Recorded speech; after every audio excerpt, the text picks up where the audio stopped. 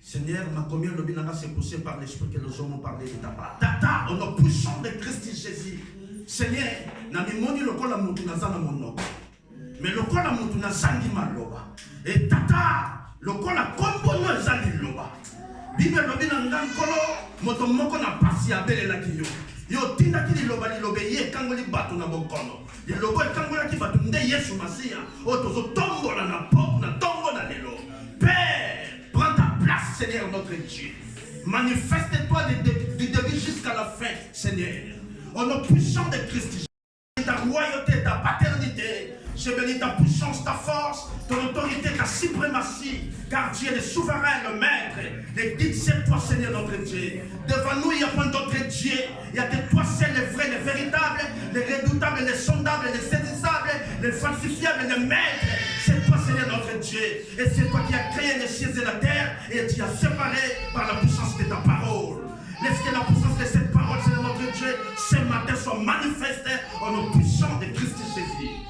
Cher Saint-Esprit, l'Esprit de Dieu, l'Esprit de la vérité, l'Esprit qui ne marche jamais, l'Esprit qui sonde le cœur de l'homme, même la profondeur de Dieu.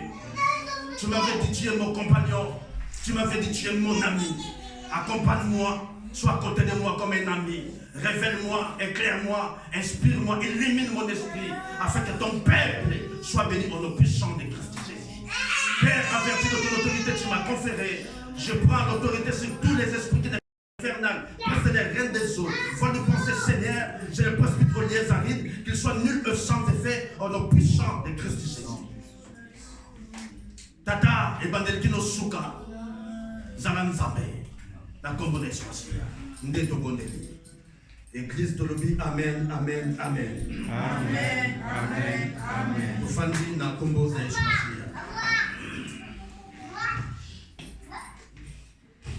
Alléluia. Amen. Dans son palais tout s'écrit. Gloire. Dans son palais tout s'écrit. Gloire. Dans son palais tout s'écrit. Gloire, gloire, gloire. Gloire à les âmes, gloire à les âmes modérateurs. Donc, vous savez, vous modéré. Nandenge boyembi, il y a encore plus gloire wana. Si vous avez pour sa gloire en Zambie, dans son palais tout s'écrit. Gloire. Dans son palais tout s'écrit. Gloire, gloire, gloire.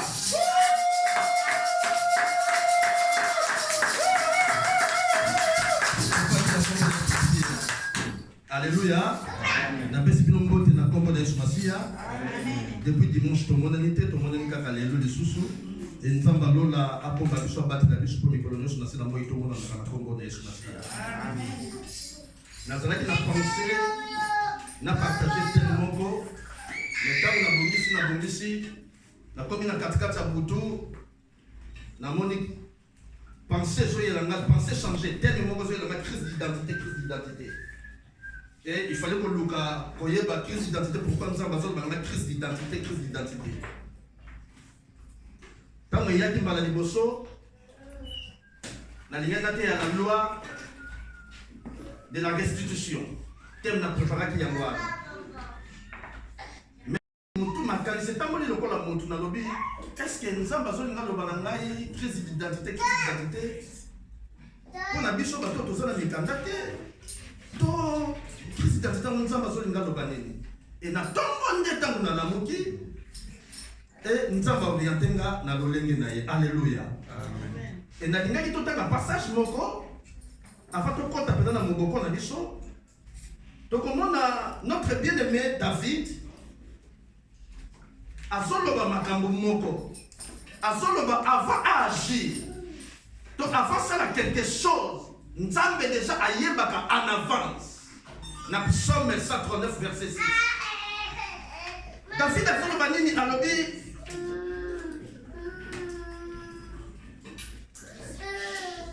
Psaume 139, verset 6. Et David a soutenu après avoir sondé au yebinga. Et Nzambe pas yeba mutu bien à sondaka na mutu. Et soja sondé yote a yeba yo bien. Mais tellement souverain exactement que nous pourrions bien, il faut que nous sondions, mais et c'est que nous avons à sonder pour penser d'ailleurs. Parce que à des fois, nous sommes battus. Nous pensons que nous sommes dit, nous sommes de l'autre côté. Nous sommes comprendre l'engagité. Nous sommes vivre dans la passe. Tu as un problème au Yélinga, difficulté au Yélinga. Mais nous sommes si quoi ça va. À la ligne. Verset 1 à 6. David a fait le balobi, éternel, tu m'as sondé et tu m'as connu. Tu m'as sondé et tu m'as connu. Tu m'as connu. Tu connais quand je m'assis et quand je me lève. Tu discernes de loin ma pensée. Alléluia. Et David a fait le balobi, éternel, tu m'as sondé. La sonde. Tu as vu mon tour gravement malade. Soit à côté de l'hôpital, nous avons la difficulté de respiration, ou bien à côté de la coma, et l'autre, il faut que ça constant à la sonde. Alléluia. Pourquoi va sonde pour être ne détecter et si au malade des alliés. Alléluia. Pour que ça moutouana capacité pour autant de respirer, que nous comme on va ko ça tam so ko suba. Ay ako kana ko suba, tam so bande ko ou bien ko éliminer liquide moko mabe bande ko détruire corps na ye. Pour être dans la sonde wana. Et David suba le dit que non, nzambe au sonde ngai. Alléluia. Ça veut dire au plus profond de mon être. Pour y être nini on a dans le ça. Alléluia. Et David a soutenu après avoir que son denga au yebinga. Et nous avons pas yeba mutu bien à son dakana nous. Et ce qui a sondé yote à yeba yo bien. Mais tellement souverain. Et ça que nous pas yeba bien, il faut que sondé yo, mais et Seigneur n'a pas besoin à sonder pour yeba penser na yo parce que à des fois biso batu, ba penser na biso kenda ka tozo mona ti nzamba yebe lokoti. Nous avons compris l'engagité. Nous avons vivre dans la passe. Tu as un problème au Yélinga, difficulté au Yélinga. Mais nous avons fait quoi ça? Nous avons fait la ligne. Nous avons fait la langage n'a pas été mingi et ça n'a pas bongo. Au coup de la bataille, nous avons fait la mingi. On a vu la gêne. Nous avons fait une expérience. Il y a 25 ans dans la vie chrétienne. Mais si vous avez 25 ans, nous avons fait correspondre à la vie chrétienne. Alléluia. Ça veut dire que aussi foi no fondation na makambuana et puis mission mbanga moko na croyance Dieu existe et il est le rémunérateur de ceux qui le cherchent. Na lingaki na yeba pourquoi David a zolo bango. A ce que David tu me connais quand je m'assis même ceux qui n'a fandi yo yebingai. Bien aimé na lingaki sur la tombe na le quel que soit ton problème nzamba yebi. Quelle que soit l'étape à vie au passé dans l'eau, nzamba yebi. Quelle que soit ta situation, nzamba yebi. Alléluia. Alors tu connais quand je m'assis et quand je me lève, tu discernes de loin ma pensée. Abina musika. On y a déjà sur la divinité de Dieu. Que Dieu est comparable, est saisissable, est sondable. C'est l'homme qui est sondable. Alléluia. Donc, nous avons sondé Nzambe. Pour y avoir Nzamba zo kanisanini. Ce qui esprit révélé. Et David a dit qu'on a qui sur la divinité de Dieu et a affirmé en mot, a confirmé en mot. A confirmé en mot, oh Nzamba zali ponaye. Et Nzamba zali nani ponayo. Quelle que soit ta situation. Nzamba zalaka nani pona yo. Est-ce que ezalaka te na moment moko au fande penzo bondeli nzamba memelio liloba. Molimo memelio liloba so que no fortifie-toi car les chemins longs. Mais tant aussi ici au télémi mais aux hommes les problèmes sont fortifiés. Na aux solution le problème tika na yebisa yo. Ezana ngomba moko tele ki nzambe na munene. Ezana problème moko te et le ki nzambe na munene. Et bato batanga minga toute question mérite une réponse. Et réponse nyonso ya question comme itunaka et ça ne pas Nzambe. Alléluia. David a dit qu'on accepte la divinité de Dieu. Et la deuxième des choses, David a dit qu'on accepte son nini. Il dit qu'on a dit que l'homme est incapable pour réaliser de grandes choses. Na vie na ye. Mon est incapable. Donc ceux qui osent zéler lokomoko, osent en attente de quelque chose. Pensez na yo, croyance na yo nyonso, ezala et pas ya mutu oyo aza capable ya kopesa yango. Alléluia. Biso nyonso tout temps toyokaki awawa o loi moko baimmigré balingi kovote loi moko baimmigré bato ebele bafandelaki tv. Alléluia. Parce que bayebi tomoni na bamétro bakaboli banini baprospectus bapesipesi bato ozotanga bono botelema loi wana baimmigré marche koza jour boye o jour boye moto nyonso azalaki na posa ayeba bakoloba nini surtout les immigrés. Alléluia. Pourquoi bato nyonso bakomai na posa et bato nyonso bakomai na kofanda na tv bazali na posa bayeba balingi bavote nini parce que bayeba ete non eza na moto moko soki ya lobi makambo wana yango ekosala c'est le président de la République. Alléluia. Donc soki kaka lobi kaka non te baimmigré nyonso tu bakosala boye te donc place ozali na kasa tension ekiti. Alléluia. Donc pourquoi? Parce que yé mutu afandi likolo ya libeko te mais aza na mo ya koloba likolo ya décision moko. Alléluia. Quelque soit oyo zoluka yeba ke eza na mutu moko aza au-delà au-dessus ya pensé na au-dessus ya ba problème na yo yé mutu aza capable ya ko changer situation ya vie to sukisa ngo na Nzambe. Alléluia. Soko banda démarche na Nzambe continuer na Nzambe ayebi pourquoi Nzambe ayebi pourquoi. Bien aimé, Nalina Lobano et l'autre moko, soki au botama pour réaliser ma grande chose, na sena mabele. Au botama pour la commander te muto a senga kate. Au botama te pour la muto a lena kate. Au botama pour réaliser de grandes choses. Alléluia. Pourquoi la lobby? Au botama pour réaliser ma grande chose. Surtout dans la Genèse chapitre 1, verset 25 à 26, Bible zo bana biso nzamba asali ba reptile, asali ba bétail, asali nyonso. Na suka na nzamba lobi oyo asalaki eza malamu. Mais tant nzamba asali mutu, mais tant komi pa na nzamba tali mutu, mais à lobi de l'autre côté. Vous voyez pourquoi nzamba loba de l'autre côté? Parce que mutu azali la seule créature on nzamba asali azana image ya nzambe. Azo représenter nzambe. Banyama nyonso tu wana babande ko représenter nzambe te. Bazaki ba créature simple. Et loko liboso. Et loko mibale pourquoi nzambe tango tali mutu alobi te ko na sala eza malamu. Parce que na kati ya mutu ezana une portion ya divinité ya bonzambe, l'identité de Dieu. Alléluia. Et nzambe tango atie identité de kati na mutu. Mbala moko nzambe zu mutu placé na Eden. Ayebisi ozomona o nani ote meme nzamba lobi akomi meme. Oh my God.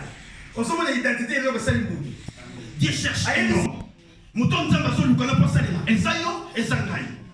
Parce que nous portons son identité. Mais yoka eloko eleka ki ya crise d'identité. Nzamba muto sali na identité complète ya ye afandi nango. C'est ça que David a lobaki. Amen. Alobi esi ko na fandi afana kanisa yoso yeba deja na musika makanisi na ngai. Alléluia. Oso yeba deja na musika makanisi na ngai. Donc David a dit koloba mutoze incapable ya ko gérer situation moko kati na bombo inaye. Bien aimé, toza na patron moko. Patron moko ezali nzambe. Okoyi ko biso toza ba administrateur. Okoyi ko soit décision quelle que soit ta signature sans que le patron azala au courant. C'est pour cela chaque fois dans le baka, soki ningo engager likambo, soki ningo sala quelque chose, yebisa liboso nzambe, ozo approbation na ye. Et soki te yango na bo moto, la majorité, la plupart des cas, makambo na biso simba bate. Après to kangana batata mwasi ndoki, basongolo pakala ndoki. Pourquoi? Parce que tant que tu engages likambo moko, nzamba zalaka au centre ya makambo wana te, ya ba besoin na biso te. Alléluia. Nzamba zalaka au centre te, ya ba besoin na biso te. Et bien aimé, la tangi na Ecclésiaste chapitre 8 verset 8, Bible zomba na biso, balobi l'homme n'est point le maître de son souffle. Donc mutoza maître ya souffle na yede. Balobi akoki ko diriger ni souffle na ye, akoki ko arrêter ni souffle na ye. Akoki ko loba akoki pesa ordre mon côté na pema na ye. Soki na lobi makambo oyo le bandeli. Pona kotalisa biso nyonso tu, combien de fois mutoza incapable Il y a une décision likolo ya venaï. C'est pour cela, surtout quand il y a quelque chose qui se présente dans notre vie. Toki Makaliboso Banzambe. L'homme dans la TV. Journaliste Moko ayambi musicien Moko, on a bien musicien parce que dans la on a bien philosophe. Jean Goubal. Bah émission il parle toujours de Dieu. Question de se retourner à l'Obélaka Nzambe. Tant qu'on va invalider, moi, je vais la bombe à papier génique. Je vais marchand bilan. Tant qu'on va dire, mais papa, chaque fois, on va aller, alors on va aller.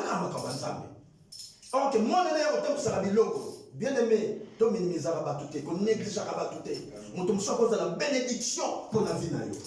Quel que soit son état, pesa et valeur, essayer de pesa. Koseka mutu même na nzela te même bazo kemande bazo senga koseka mutu te soko za capable ko aider mutu wana mkanisa mwana oyo ayaka koteka ba papier pa Jean Goubal député national oyo invalidaki asoni na ndako akotuna nzamba mais pourquoi papa wana tant nous na kenda na ndako na lobaka makamba nzambe mais siko na makamba nzambe ba certainement sambela mais pourquoi l'invalider nzambe na posa na yoka yo. Premier jour, moi, on a accueilli. Nous avons le deuxième jour, troisième jour. Nous avons dit moi, on a habité Jean Goubal.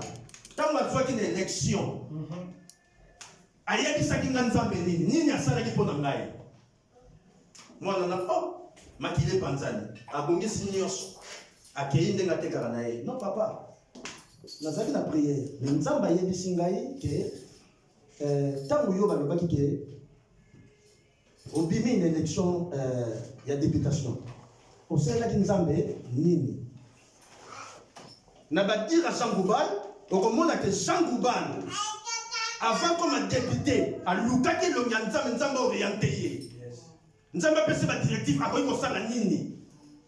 Alléluia. À quoi il faut ça la nini. Mais, tant qu'on suit, il y a Jean Goubal à lobby. Jean Goubal à lobby. A lobby ni na lobby que non papa nzamba papa molayo Jean Goubal a lobby ni na lobby baninga baye ko soyer na 2h du matin abimi ndenga lalaki na maillot du corps o biso ba blédard to bengaka cinglé. Alléluia. Ba lobby ndenga du matin à côté na bar de 2h du matin à 14h à lobby. Donc, invalidation de Jean Goubal. Et ça qui mauvaise foi au gouvernement, c'était Dieu. Pour ça qu'il ne peut pas invalider. Pour Jean Goubal, zonga sikoyo à comprendre. Quand moi, je suis ici, je Jean Goubal qui perd et il est pitié de moi. Pour vous dire que l'homme est incapable de sa solution dans le problème, ce qui nous embête. Et l'autre, nous sommes dans le Nzambe, tout ce qui est dans le Nzambe. Alléluia. Ce qu'on parle de démarche dans Nzambe, continuez dans Nzambe. Aïe, pourquoi? Nzambe aïe, pourquoi? Bien aimé, Nalina Lobano et l'autre moko, ce au botama pour réaliser la grande chose, na senga mabele. Au botama pour la commander, te mouto a senga ka senga kate. Au botama pour réaliser de grandes choses. Alléluia. Pourquoi la lobby? Au botama pour réaliser de grandes choses. Surtout dans la Genèse chapitre 1, verset 25 à 26, Bible nous avons sali ba reptile, a sali ba bétail, a sali nyoso. Na suka na nzamba lobby, oya salaki ezamalamu. Mais tant nzamba sali mutu. Nasuka nzamba lobi teke moto azamalamu. Tant que ça les reptiles, Bible lobi na biso, tout ce que Dieu a fait est bon. Mais tant que pas moto, nzamba tali moto, mais à lobi est l'autre côté. Vous voyez pourquoi nzamba loba est l'autre côté? Parce que moto azali la seule créature au nzamba sali azana image ya nzambe. Azo représenter nzambe. Ba nyama nyoso tu wana babande ko représenter nzambe te. Bazaki ma créature simple. Et l'eau quoi diboso. Et l'eau comme il balait, pourquoi nous avons tant tali mutu? Alors bité on a salé ça malam. Parce que na kati ya mutu, et ça na une portion de divinité à bonzambe, l'identité de Dieu. Amen. Alléluia. Et Nzambe tango atie identité ne kati na mutu.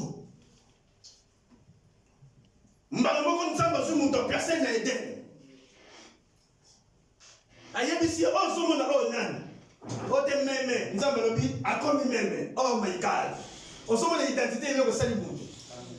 Ayebisi ozo mona nani ngombe Nzambe lobi akomi ngombe. Poyo lobi. Oh nani, oh lion, Nzambe lobi, akomi lion, poyo lobi. Nzambe te mutabande koloba. Alléluia. Mutu mutabande koloba na place ya Nzambe.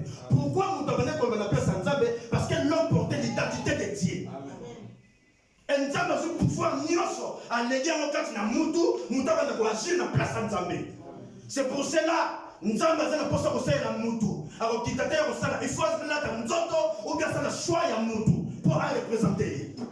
Alléluia. Nous avons dit qu'il y a un côté. Pour Assam, il faut choisir un mot moko. Dieu cherche un homme. Mouton nous avons dit qu'on a pensé là. Esayo et Zangaï. Parce que nous portons son identité. Mais il y a une crise d'identité. Nous avons dit que nous avons dit nous avons une identité complète. Afin de nous azo diriger au monde de l'UAE pour toi simbi na mandefo parce que l'identité est allée. Alléluia. Au monde mpaka ça y est asimbi maman oso comme na ba. Ah merci. Pour ce que tu nous l'interprète. Mpaka ça y est asimbi mpaka ça na maseke na corde na ye. Oso monde esika nyoso mutu azali animaux sauvages moko asawana. Donc animal sauvage moko asawana. Donc mutu azoko banga ba nyamo ba sauvage te. Azobanga bango te. Alléluia. Azofanda na bango pourquoi? Parce que azaki na identité bon Nzambe kati na ye. Wana ezalaki le premier Adam. Donc mutu, celui qui représentait l'humanité tout entière. Mais comme il a un moment moko Nzambe tango afandi atali alobi non mutu oyo lokola zaboye nyonso deja sa yebi ifuna lukela ye ekelamu moko oyo akoki kokokana na ye donc complément na ye. Alléluia. Nzambe azwi mobala na lisi naloba makambo ya bolingo te ya libala te nalingi nakoma na mpo wana mpo tochange étape tokoma na niveau nalingi nakoma wana. Nzambe azwi mobala na lisi ye azwi mokuwa moko abimisi mpa asali yango mwasi ntango mobali atali boye alobi cette fois-ci voici l'os des maisons. Alléluia. Amen. Bon l'autre fois-ci ezalaki nini? Parce que dans le moment où on a l'amoki, à se retrouver que non, à commis la paternelle, à vu esclave, à vu servante, mais à vu paternelle. Donc, on va vivre dans la complémentarité. Donc, on va zangi, moi, si coquille, c'est là. Ça, c'est l'ibala. On a mis dans une parenthèse. On a mis dans une libala. Libala, c'est bon. Oh, papa, yo zangi, maman, soka zango, a complété par nayo. Pour okokana oya lingi yozala. Oh mama zangi. Quand bateke note na lingi ete po azabo yete te. Yo mutozana yo yozo mongozo ozoluka yazala nango. Koti sa yango po ya kokana na o yozoluka. Alléluia. Amen. Eza makambo ya kozwa décision te ndenga na kotsa mama lili.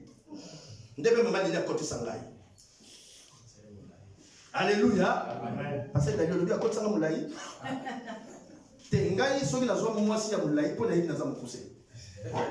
Na bomba mukuse na nasi mwasi na ngai. Dans son palais tout s'écrit. Alléluia. Amen. Tant Nzamba keli mutu. Non tu kolobango tout à l'heure. Nzamba lobi te que non cela était bon.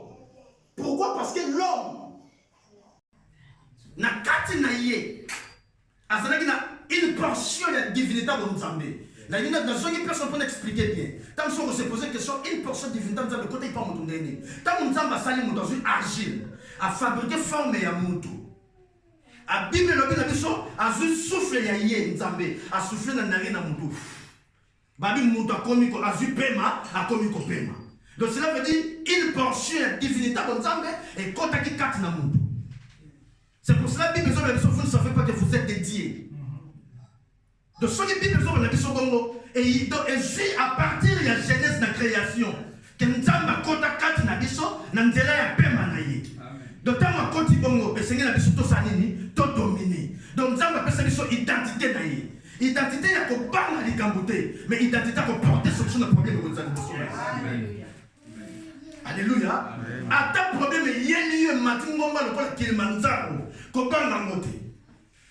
De toute la façon Bible la Bible celui qui est à moi est plus grand que celui qui est dans ce monde. Si le problème ni oyo terrasser yo, ni oyo ko zanga, oyo ko kim sope église et ko boy sope mobile to moi et loko nini.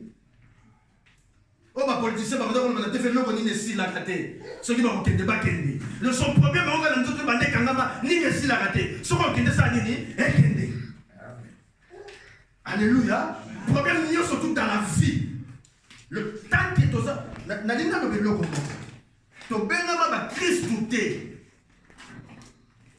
Donc, Christ tout est pour Yesu exister, mais bateau va la souffrance. Alléluia. Mais on va vivre. Na bolam, bangona va monnaie le boka nzambe. On va vivre na crainte ya nzambe, bangona va monnaie le boka nzambe. On va vivre na ba prescription, ya maloba nzambe, la loi de Dieu, bangona va monnaie le boka nzambe. Mais bateau va se dérouter qui, bangona le boka nzambe. Si on a une génétique d'Apocalypse, nous sommes rebelles et nous sommes nzambe, bakutana na nzambe, na nzela na bango. Po ba pambola mate, mais ko conséquence mo boya. Alléluia. Mutu akela mate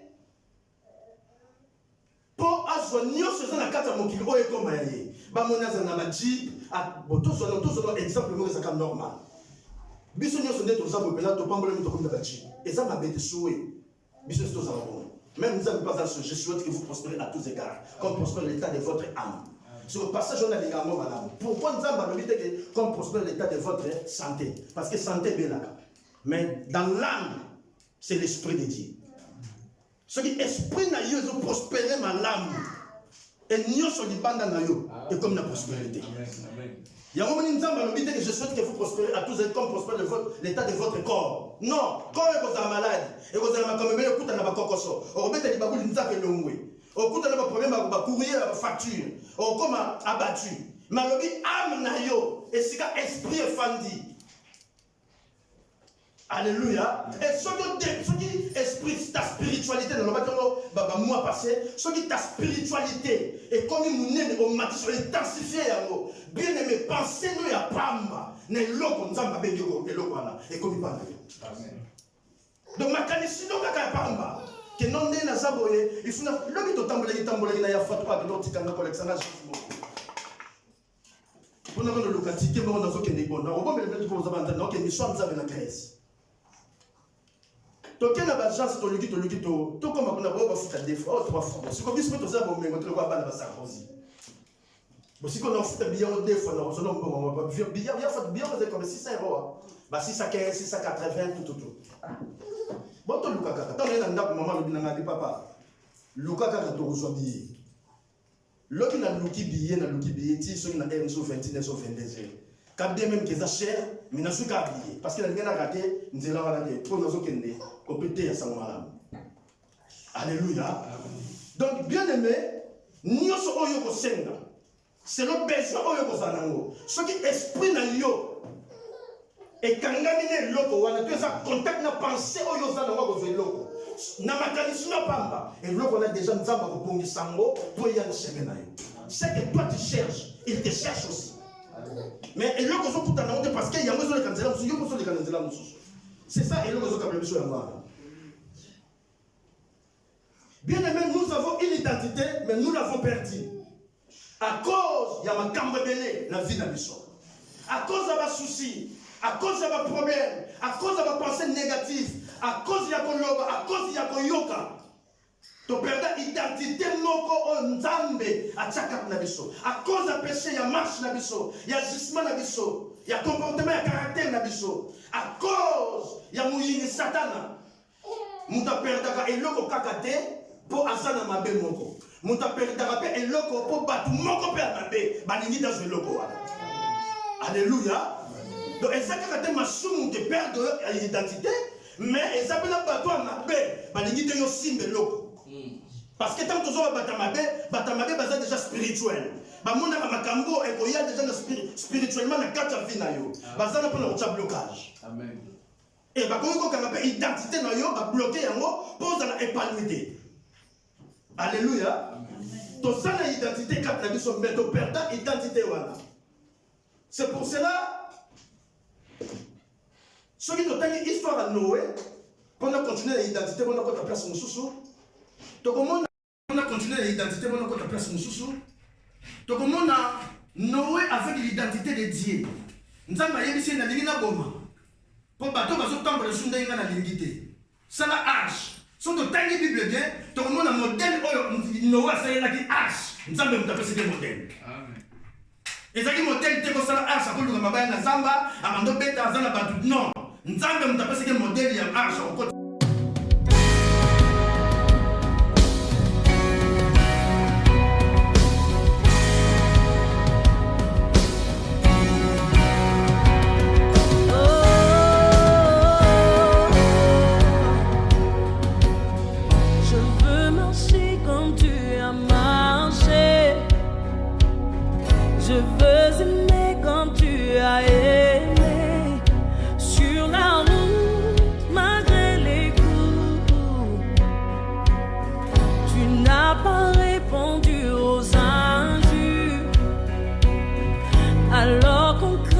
sur ta figure, tu as méprisé les clous. Quand tu m'as aimé plus que